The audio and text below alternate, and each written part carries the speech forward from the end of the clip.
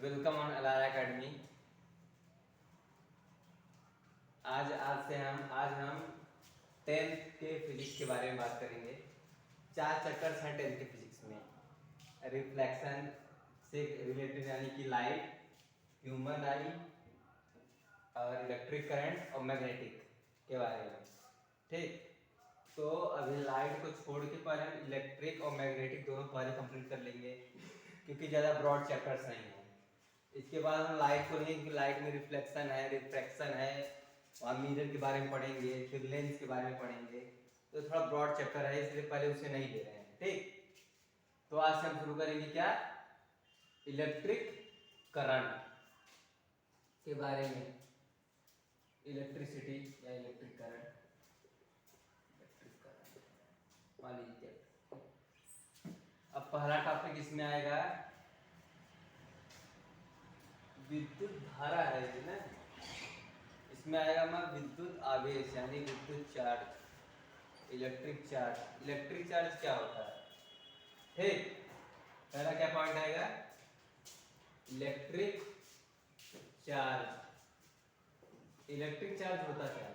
ठीक, पहले फॉर्मूला लिख देता हूँ, Q बराबर है ई यहाँ शो कर रहा है इलेक्ट्रॉन को। ठीक, क्या कह रहे हैं कि एक वायर है, ठीक, अज्यूम करिए एक वायर है जिसमें नंबर ऑफ चार्जेस फ्लो कर रहे हैं, नंबर ऑफ इलेक्ट्रॉन्स फ्लो कर रहे हैं। ठीक, कि जब बात हो रही है किसी वायर की जिसमें फ्री नंबर ऑफ इलेक्ट्रॉन लगभग आप तो नहीं पढ़ेंगे, ड्रिफ्ट वेलोसिटी नाम की चीज होती है। ठीक, वहां बात करेंगे फ्री इलेक्ट्रॉन्स के बारे में कि इलेक्ट्रॉन फ्रीली चलते हैं। तो हम सिंपल इतना बात करेंगे कि कोई वायर है जिसमें नंबर ऑफ इलेक्ट्रॉन्स चल रहे हैं। ठीक, जो इलेक्ट्रॉन्स चल रहे हैं नंबर ऑफ इलेक्ट्रॉन, उसी को हम यहाँ पर विद्युत आवेश कह देंगे। सिंपल, ज़्यादा दिमाग लगाने की जरूरत नहीं है, इतना ठीक है। अगर आप 10th में है तो आपको इतना जानना जरूरी है बस, बाकी क्वेश्चन तो आपको लगाना ही सीखना है। आपको जितने क्वेश्चन 4 से रिलेटेड पूछे जाएंगे वो इससे पूछे जाएंगे, बाकी नहीं तो आपको कुछ भी नहीं करना है। इतना जानिए कोई वायर ले लीजिए, नंबर ऑफ इलेक्ट्रॉन इसमें फ्लो कर रहे हो, ठीक, उसी को हम विद्युत आवेश यानी विद्युत इलेक्ट्रिक चार्ज बोलेंगे। ठीक, और सेकेंड पॉइंट है कि इलेक्ट्रिक करंट क्या है। क्या, इलेक्ट्रिक करंट, हम इलेक्ट्रिक करंट के बारे में जानेंगे। इलेक्ट्रिक करंट का फॉर्मूला होता है I बराबर Q/T। ठीक, Q/T। इसलिए मैं डेफिनेशन बताऊंगा, इंग्लिश मीडियम हिंदी मीडियम दोनों के लिए। The rate of flow of charge, the rate of flow of charge called current. अगर मैं इसे बोल सकता हूँ कि जो समय के साथ चार्ज यानी आवेश का बहाव है, ठीक, समय के साथ आवेश के बहाव को ही हम करंट बोलते हैं। क्या बोलते हैं? करंट बोलते हैं। ठीक, जैसे मैं क्या बोल रहा हूं कि कोई वायर है, हमने बात की इलेक्ट्रिक चार्ज के बारे में कि नंबर ऑफ इलेक्ट्रॉन्स फ्लो कर रहे हैं किसी वायर में तो वो चार्ज हो गया। ठीक, अब वही बात कि जब हमने उसे चार्ज मान लिया, ठीक, तो मान लीजिए यहाँ से मेरा चार्ज, मैंने यहाँ करंट दिया उसको, यहाँ चार्ज मेरा शुरू हुआ। ठीक, यहाँ से यहाँ जाना मुझे t बराबर 0 था और t बराबर 2 सेकेंड हुआ। ठीक, तो यहाँ से यहाँ जाने में जितना चार्ज लगा इसके समय का अनुक्रमांक, मतलब जितना चार्ज हमारा गया और जितने समय में गया उसी को हम डिवाइड कर देंगे तो वही हमारा करंट आ जाएगा। क्या आ जाएगा? वही हमारा करंट यानी विद्युत धारा आ जाएगी, धारा। ठीक, इलेक्ट्रिक करंट आ जाएगा। सिंपल समझिए कि आप किसी तार में आवेश जा रहा है, ठीक, तो एक दो समय है, जैसे समय मान लीजिए मैं t बराबर 0 से, है ना, t बराबर 0 से मेरा आवेश चलना शुरू हुआ यानी मेरा क्या बोलते हैं, चार्ज चलना शुरू हुआ। ठीक, और t बराबर 2 सेकंड पे जाके रुका, तो कितना चार्ज मेरा चला, ठीक, और कितने समय में रुका, उन्हीं को हम डिवाइड करेंगे, भाग कर देंगे, तो हमारा करंट आ जाएगा। इसका डेफिनेशन मैंने बताया था, rate of flow of charge called current, मतलब समय के अनुपात, समय के अनुसार आवेश का बहाव, समय के अनुसार आवेश का बहाव ही करंट, यानी ये विद्युत धारा कहलाता है। ठीक, अब नेक्स्ट पॉइंट क्या है? नेक्स्ट पॉइंट हम जानेंगे कि इलेक्ट्रिक पोटेंशियल क्या है। ठीक, क्या जानेंगे? इलेक्ट्रिक पोटेंशियल क्या है। ठीक, यहाँ दो चीजें होती है, इलेक्ट्रिक पोटेंशियल होता है और एक इलेक्ट्रिक पोटेंशियल डिफरेंस होता है। ठीक है, पहले हम इलेक्ट्रिक पोटेंशियल पढ़ेंगे। क्या पढ़ेंगे? Electric potential. इलेक्ट्रिक पोटेंशियल में फॉर्मूला बोलूंगा तो V बराबर W बाई क्यू। ठीक, क्या होगा? पोटेंशियल बराबर वर्क अपॉन चार्ज। अगर हम इसे डिफाइन करेंगे तो कैसे करेंगे? ठीक, मैक्सिमम मैं कहूंगा तो डिफिनीशन आपके लिए ज्यादा इंपॉर्टेंट है, क्योंकि क्वेश्चन ज्यादा पूछ जाते हैं, डिफिनीशन कम आते हैं। ठीक, अब मैं डिफिनीशन बोलूंगा, क्या बोलूंगा? when work done by infinity, ठीक, when a point charge come from infinity to a point, ठीक, कोई चार्ज है जो कि इन्फिनिटी से पॉइंट पे, जैसे मान लीजिए मेरा पॉइंट हो गया, तो मान लीजिए मैं इन्फिनिटी है मेरा, ठीक, यहां से यहां कोई चार्ज आ रहा है, तो इसे करने में जितना वर्क हो लग रहा है, जितना वर्क डन हो रहा है, उसी को हम पोटेंशियल, इलेक्ट्रिक पोटेंशियल बोलते हैं। क्या बोलते हैं? Electric potential. ठीक, समझ रहे हैं कि कोई चार्ज है, ठीक, समझिए, कोई चार्ज है जो कि इन्फिनिटी से किसी पॉइंट पे आ रहा है, मान लीजिए पॉइंट ए है, ठीक, ऐसे नहीं समझेगा। ठीक, तो मान लीजिए मैं पॉइंट हूँ, ठीक, मैं पॉइंट हूँ और वहां से लाइट चलाई है, ठीक, तो जैसे लाइट जली तो लाइट ने सीधा मेरे मुंह पे फोकस किया, तब आपको दिखाई दिया। ठीक, तो वही कह रहा है कि कोई चार्ज था वहां लाइट के पास, कोई चार्ज मान लीजिए, ठीक, वो चार्ज मेरे तक ट्रेवल किया, मैं पॉइंट हूँ, तो जितना उस लाइट को ट्रेवल करने में मेरे पास इतना समय लगा, ठीक, जितना उसे आने में, जितना चार्ज, जितना वर्क डन हुआ, वही क्या है? पोटेंशियल डिफरेंस है। मैं यहाँ बात कर रहा था लाइट की अपने एज्यूम से, और यहाँ बात वही चार्ज की गई है कि इन्फिनिटी से अनंत से कोई चार्ज किसी बिंदु पे आए, किसी पॉइंट पे आए, तो जो वर्क डन होता है उसी को हम इलेक्ट्रिक पोटेंशियल बोलते हैं। क्या बोलते हैं? इलेक्ट्रिक पोटेंशियल बोलते हैं। ठीक, एक बार कि इन्फिनिटी से कोई चार्ज आया किसी पॉइंट, ठीक, इन्फिनिटी से कोई चार्ज किसी पॉइंट पे आया और उसके आने में जितना वर्क डन हुआ, जितना कार्य हुआ, ठीक, उसी को हम इलेक्ट्रिक पोटेंशियल बोलेंगे। क्या? कोई इन्फिनिटी से चार्ज आ रहा है किसी पॉइंट पे आया, ए पॉइंट पे आया मान लीजिए, तो जितना वर्क डन हुआ वही आपका इलेक्ट्रिक पोटेंशियल कहेगा। तो वर्क डन बाय चार्ज, ठीक, कॉल्ड इलेक्ट्रिक पोटेंशियल। अब इसके बाद एक नेक्स्ट पॉइंट आता है इलेक्ट्रिक पोटेंशियल डिफरेंस। क्या होता है? क्या? इलेक्ट्रिक पोटेंशियल डिफरेंस क्या होता है? ठीक, तो इलेक्ट्रिक पोटेंशियल से रिलेटेड है electric potential difference. Electric potential difference क्या होता है? ठीक, समझेंगे आप क्या होता है इलेक्ट्रिक पोटेंशियल डिफरेंस। ठीक, क्या होता है? यहां हमने बात की इलेक्ट्रिक पोटेंशियल में कोई चार्ज इनफाइनाइट से किसी पॉइंट पे आ रहा है, ठीक, अगर इनफाइनाइट से किसी पॉइंट पे आ रहा है और जितना वर्क डन हुआ उसे हम इलेक्ट्रिक पोटेंशियल बोलते हैं। ठीक, अब डिफरेंस में क्या कहेंगे? अब डिफरेंस में इंफिनिटी की बात नहीं करेंगे, अब यहाँ दो पॉइंट की बात करनी है, ठीक, पॉइंट ए और पॉइंट बी। ठीक, यहाँ ये बात करेंगे कि इन दोनों में जितना वर्क डन हुआ, इन पॉइंट ए ने पॉइंट बी को चार्ज जाने में जितना वर्क डन हुआ, जितना पोटेंशियल, जितना वर्क डन हुआ, इसका मान लीजिए पोटेंशियल 0 था या पोटेंशियल 2 हुआ, ठीक, चार्ज जाने मान लीजिए वर्क डन 0 था यहाँ, तो पोटेंशियल 0 हुआ।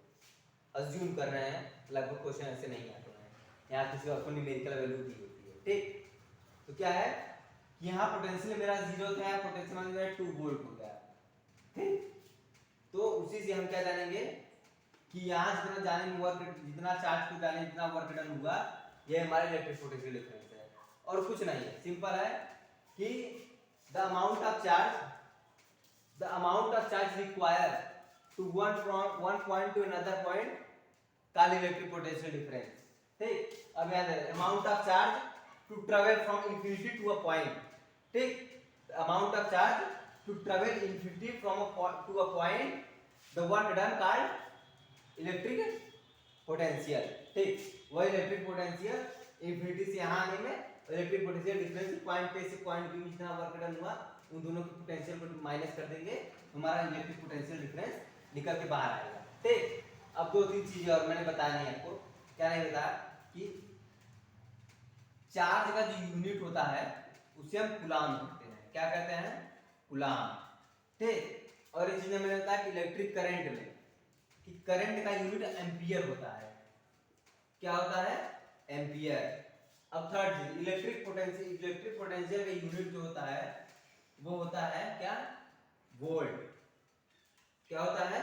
वोल्ट। ये तीन चार ध्यान रखेंगे कि चार्ज का कूलाम, करंट का एम्पियर और इसका क्या बोलते हैं पोटेंशियल, इसका इलेक्ट्रिक पोटेंशियल का ईपी का आपका वोल्ट होता है यूनिट। ठीक, इतना हो गया। हमने क्या क्या पढ़ा अभी तक? पढ़ा इलेक्ट्रिक चार्ज पढ़ा, इलेक्ट्रिक करंट पढ़ा, पोटेंशियल पढ़ा, पोटेंशियल डिफरेंस पढ़ा। अब हम एक चीज और पढ़ेंगे। क्या पढ़ेंगे? रेजिस्टेंस क्या होता है। क्या पढ़ेंगे? रेजिस्टेंस क्या होता है। रेजिस्टेंस बहुत इजी टॉपिक है और बहुत बढ़िया टॉपिक भी है। अभी तक मुझे मतलब बढ़िया टॉपिक लगता है, इजी टॉपिक भी है। ठीक, करंट के बारे में आपने जाना, आपने पोटेंशियल के बारे में जाना। ठीक है, पोटेंशियल क्या होता है, इसमें वोल्ट कैसे क्या काम करता है, क्या नहीं करता।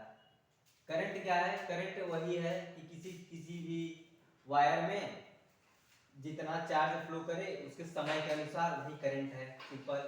उसकी यूनिट क्या है? एम्पियर है। वोल्ट क्या है कि इलेक्ट्रिक पोटेंशियल डिफरेंस क्या है कि किसी इंफिनिटी से किसी पॉइंट पे कोई चार्ज आ रहा है, उसमें जितना कार्य करना पड़ रहा है वही आपका क्या हो गया? वही आपका इलेक्ट्रिक पोटेंशियल हो गया। ठीक, अब हम पढ़ेंगे रेजिस्टेंस के बारे में। रेजिस्टेंस पढ़ाने से पहले मैं एक बात बताऊं, कंडक्टर, इंसुलेटर और सेमीकंडक्टर क्या होता है। कंडक्टर क्या होता है? सिर्फ मुझे वाली बता दूंगा, फिर भी लगभग सबको पता होता है कंडक्टर क्या है। कंडक्टर वो है जो कि करंट को सपोर्ट करे। ठीक, जब किसी वायर में जब करंट फ्लो कर रहा है तो उसे हम कंडक्टर बोलेंगे। जिस वायर में करंट फ्लो ही नहीं कर रहा है उसे हम इंसुलेटर बोलेंगे।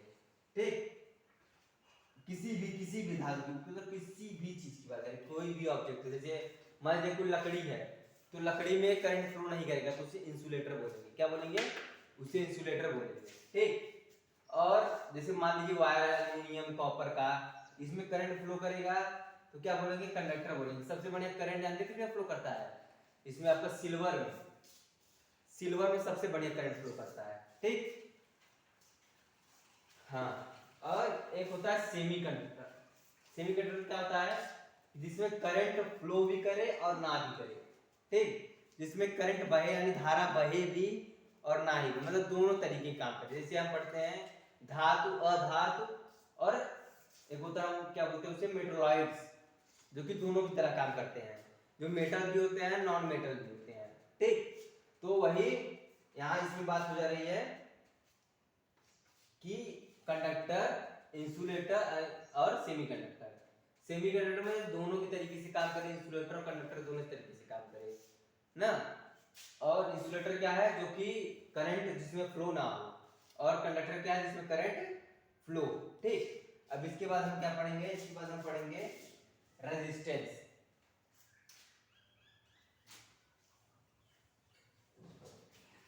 क्या पढ़ेंगे? रेजिस्टेंस। ठीक,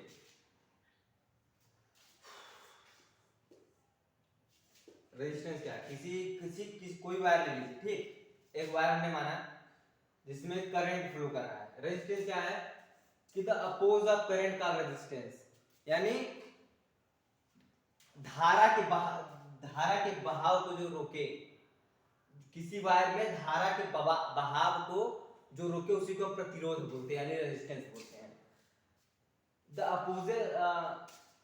which opposes the flow of current, ठीक, which is opposes the flow of current का रेजिस्टेंस, यानी किसी भी वायर, किसी भी प्रकार की जिसमें करंट फ्लो करे कंडक्टर में, ठीक, जो विरोध करे, जो धारा का विरोध करे, उसी को हम प्रतिरोध बोलते हैं। क्या बोलते हैं? प्रतिरोध। कि किसी वायर में जब धारा का विरोध हो तो उसे हम प्रतिरोध बोलते हैं। सिंपल। क्या बोलते हैं? प्रतिरोध बोलते हैं। R बराबर V/I, इसका फॉर्मूला ये होता है।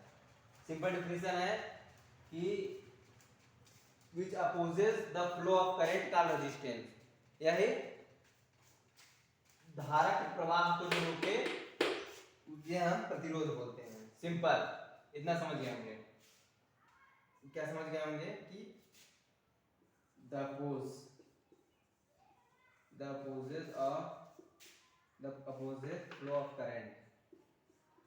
flow of current called resistance, क्या कार्ड? Resistance card. R बराबर V/I। कर ला तो समझ आया? ठीक, उतार लो। अभी आखिरी में सब समरी लिख के जाऊंगा, सबका फॉर्मूला एक तरफ से एक तरफ। ठीक है, चैप्टर बहुत बड़ा है नहीं यार, बहुत छोटा चैप्टर है। ठीक, मैं तुम्हें 3-4 चीजें और बता दूंगा अभी। सोच रहा हूँ रजिस्टिविटी तक खत्म होता है, 1-2 पॉइंट जो रह जाएगा वो बाद में कर दूंगा। ठीक, अब क्या पढ़ना है? Ohm's law. क्या पढ़ना है? Ohm's law. सबसे जरूरी है, जो कि यूपी बोर्ड में तो हर साल पूछा जाता है, लगभग हर साल होगा जिसमें ओम्स लॉ पूछा गया है। ठीक, इसमें कोई विचार ही नहीं है कि ओम्स लॉ नहीं पूछा गया। ओम्स लॉ क्या है कि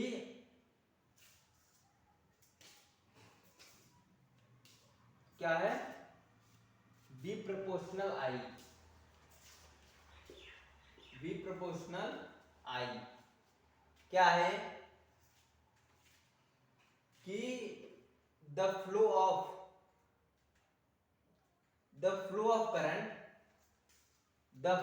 current in a wire is directly proportional to the electric potential called Ohm's law। Simple. क्या है? हम बस इतना लिख देंगे, the flow of current is directly proportional to the electric potential called Ohm's law। मैं लिख दे रहा हूं, the flow of current is directly proportional to electric potential called क्या? called Ohm's law। अगर सिंपल बोलेंगे, ओम का नियम क्या कहता है? ओम का नियम सिंपल यह कहता है कि कोई धारा है जो कि इलेक्ट्रिक पोटेंशियल के डायरेक्टली प्रोपोर्शनल है, वही हमारा ओम्स लॉ है। सिंपल बात है। ठीक है, एक साथ में बताया जाए तो ज़्यादा कुछ मिचमिच ना करके सिंपल बताया जाए कि धारा के प्रवाह को the flow of current directly proportional to the electric potential called Ohm's law. ठीक, अब V प्रोपोर्शनल हटाएंगे, इधर V प्रोपोर्शनल आई है तो V का प्रोपोर्शनल जब हटाएंगे तो R कांस्टेंट के रूप में आएगा। किसके रूप में आएगा? कांस्टेंट के रूप में। ठीक, तो हमने हमेशा से पढ़ा है V=IR। ठीक, कि क्या है मतलब द प्रोडक्ट ऑफ, क्या बोलेंगे? पहले तो ये बोलेंगे कि the flow of current directly proportional to the electric potential called Ohm's law, इसे बोल सकते हैं, या फिर हम बोल सकते हैं, या फिर the product of current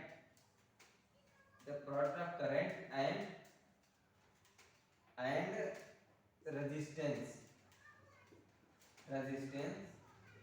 called electric potential. माने क्या कि the product of electric current and resistance called electric potential, यानी विद्युत धारा और प्रतिरोध का गुणनखंड। ठीक, विद्युत धारा और प्रतिरोध का गुणनखंड ही इलेक्ट्रिक पोटेंशियल कहलाता है। क्या कहलाता है? इलेक्ट्रिक पोटेंशियल कहलाता है। ठीक, द प्रोडक्ट ऑफ करंट, यानी द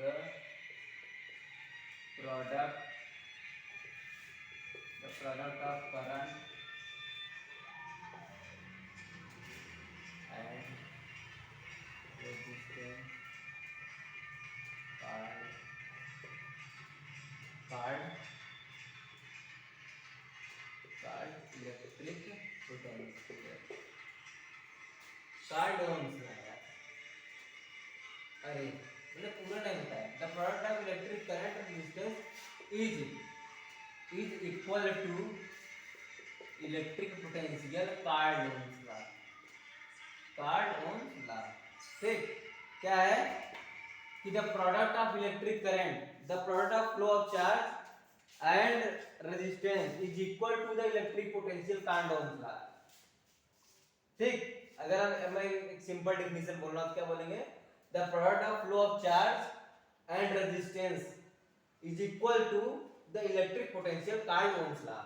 ओम का नियम क्या है कि प्रतिरोध और विद्युत धारा का गुणनखंड जो कि इलेक्ट्रिक पोटेंशियल के बराबर है, वही हमारा ओम्स लॉ है। क्या? ओम्स लॉ डेफिनेशन के ऊपर है, और सिंपल तो हम यही बात जानते हैं। ठीक, मुझे ऐसा कैसा आप लोगों को ओम्स लॉ समझ आ गया?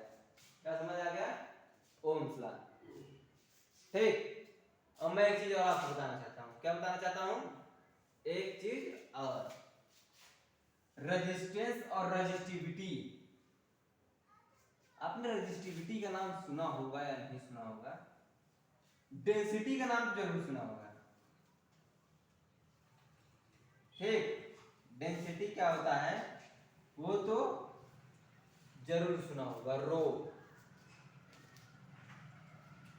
ठीक, तो रो की तरह ही हम क्या होता है रेजिस्टिविटी को लेते हैं, क्या बोलेंगे? द रिलेशन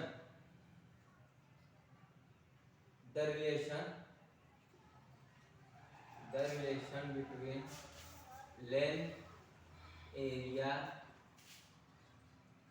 एंड रेजिस्टेंस की लंबाई, क्षेत्रफल और प्रतिरोध के बीच का रिलेशन।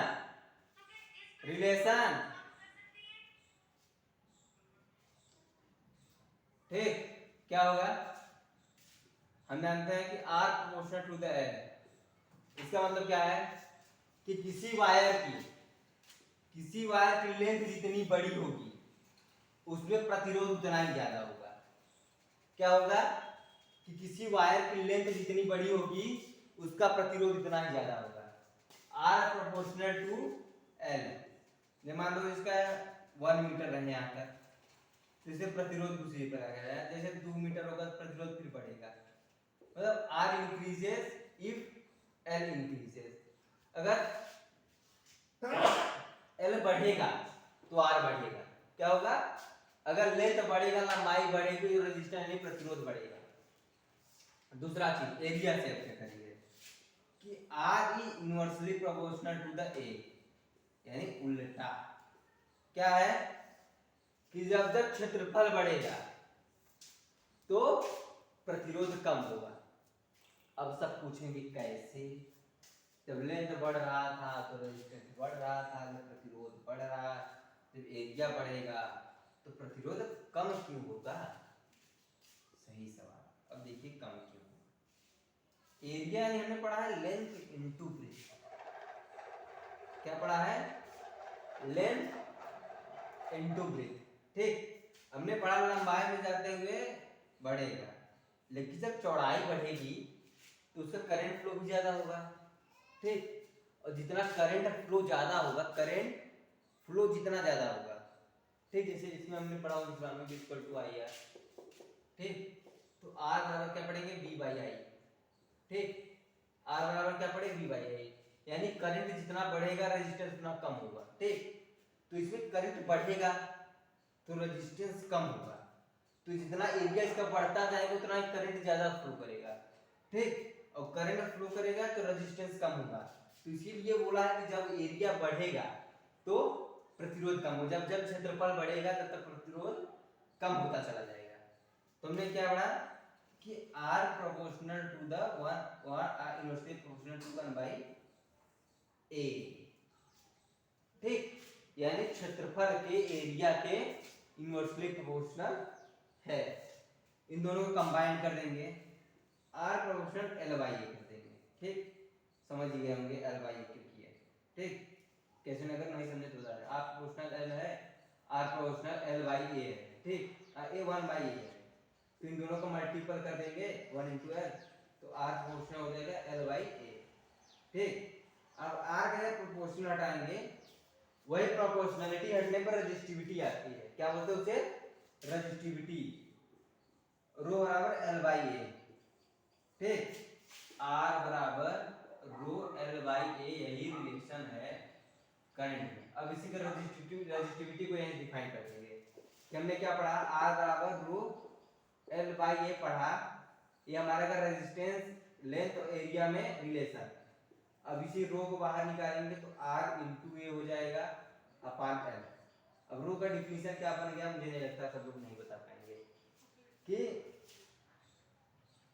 प्रतिरोध और क्षेत्रफल का गुणा और भाग कर दो उससे उसकी लंबाई से, जितना उसका प्रतिरोध हो उसका और जितनी उसकी क्षेत्रफल हो, तो इतने क्षेत्रफल, यानी क्षेत्रफल का मतलब जैसे कोई वायर है, वायर उसकी लेंथ होगी मान लीजिए 10 मीटर, ठीक, उसकी जो ये होगी, ये मान लीजिए 2 सेंटीमीटर होगा, तो यही पूछा है, ये 2 सेंटीमीटर और 10 कर देंगे, 2 इंटू 10 मतलब 0.20 होगा, ठीक, क्योंकि सेंटीमीटर को मीटर में चेंज करेंगे, ठीक, तो यहाँ पूछाएगा तो इसका एरिया हो जाएगा, और लेंथ क्या है, लेंथ 10 मीटर है, तो R इंटू ये 10 इंटू 0.02 वाला और लेंथ यानी जो दिया रहेगा, ठीक, लेंथ यानी 10 मीटर, ठीक।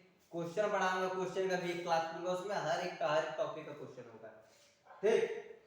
हमने यहाँ क्या पढ़ लिया, हमने पढ़ा क्या क्या, हमने ओम्स लॉ के बारे में पढ़ा, equal to I R, relation के बारे में पढ़ा इसके कि R बराबर रो L/A होता है, ठीक। अब रेजिस्टिविटी भी पढ़ ली कि रो बराबर RA/L, ठीक, हमने इतना पढ़ लिया, ठीक। अब हम सबको एक बार सबका मैं एक के बाद उसका फॉर्मूला लिख दे रहा हूँ, याद आपके लिए कारगर होगा, ये जो मैं लिख रहा हूँ उसे आप स्क्रीनशॉट मार लेंगे या फिर कहीं नोट कर लेंगे, सिंपल, आपके पास नोट्स पड़ा रहेगा तो आपको बहुत काम देगा रिवीजन करने में, कहीं भी कुछ भी, ठीक, लाइन बाय लाइन में लिख दूंगा सब, फटाफट लिखता जाऊंगा।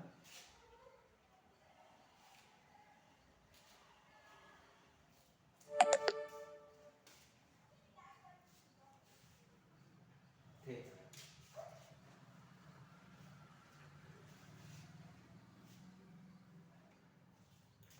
चलो, अरे सॉरी सॉरी सॉरी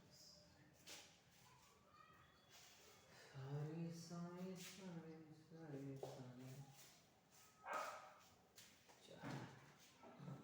पहले क्या लिखेंगे, इलेक्ट्रिक चार्ज, इलेक्ट्रिक वाला छोड़ो, चार्ज सीधा लिखो, चार्ज हो गया, चार्ज करंट, ठीक, फिर पोटेंशियल, पोटेंशियल पोटेंशियल डिफरेंस दोनों एक ही, इसलिए नहीं लिख रहा हूँ, ठीक, एक ही पोटेंशियल, ठीक, फॉर्मूला तो सेम ही है उन दोनों का, रेजिस्टेंस रेजिस्टेंस रिलेशन, दोनों का रिलेशन जो था, रेजिस्टिविटी रेजिस्टिविटी, ठीक, ओम्स लॉ, ओम्स लॉ, ठीक, और कुछ आज के लिए इतना ही, ठीक। चलो सबका फॉर्मूला फटाफट, देखो चार्ज का फॉर्मूला मैंने बताया था क्या, Q बराबर NE, क्या बताया था NE। करंट का I बराबर Q बाई T, पोटेंशियल का V equal to W by Q, ठीक। रेजिस्टेंस का हो जाएगा R बराबर V बाई I, ठीक। और रिलेशन का क्या बताया था मैंने, R बराबर रो L बाई A, और रेजिस्टिविटी क्या है, रो R A बाई L, ठीक। ओम्स लॉ क्या है, V इक्वल टू I है। मुझे नहीं लग रहा है किसी को शक होगा कि कौन सा क्या है, क्या कैसे क्या है, जो मैंने पढ़ाया आपको सब एक एक चीज के बारे में, ठीक। कि इलेक्ट्रिक चार्ज क्या है, नंबर ऑफ इलेक्ट्रॉन्स फ्लो कर रहे हैं इसमें, जितने किसी वायर में इलेक्ट्रिक चार्ज होता है। करंट क्या है कि number of electron, number of charges जो टाइम के साथ फ्लो कर रहे हैं किसी वायर में, वही आपका करंट हो गया। और इलेक्ट्रिक पोटेंशियल क्या है कि कोई चार्ज इंफिनिटी से किसी पॉइंट पे आया तो जितना उसको आने में वर्क डन हुआ, वही आपका इलेक्ट्रिक पोटेंशियल है। रेजिस्टेंस क्या है कि किसी वायर में करंट चल रहा है जो उसके अपोज करे, ठीक, जो उसका प्रतिरोध, जिसका विरोध करे, वही आपका प्रतिरोध यानी रेजिस्टेंस है। रिलेशन क्या है, एरिया लेंथ में कि R बराबर रो L बाई, रो क्या है, रो कांस्टेंट है, ठीक। अब इसे हम रेजिस्टिविटी बोलते हैं इस कांस्टेंट को, जिसे रो बराबर R A बाई L, मतलब इसी फॉर्मूले से निकाल सकते हैं, ठीक। अब बात है ओम्स लॉ। ओम्स लॉ क्या है कि the product of current and resistance is equal to the electric potential called Ohm's law, ठीक। मुझे लगता है इतना सबको समझ आ गया होगा। तो आगे में एक दो पॉइंट्स और हैं, एक दो पॉइंट्स पढ़ा के और मैं सब कल वाले लेक्चर में क्वेश्चन लगा दूंगा, तुम्हारा एक चैप्टर समाप्त हो जाएगा। Thank you.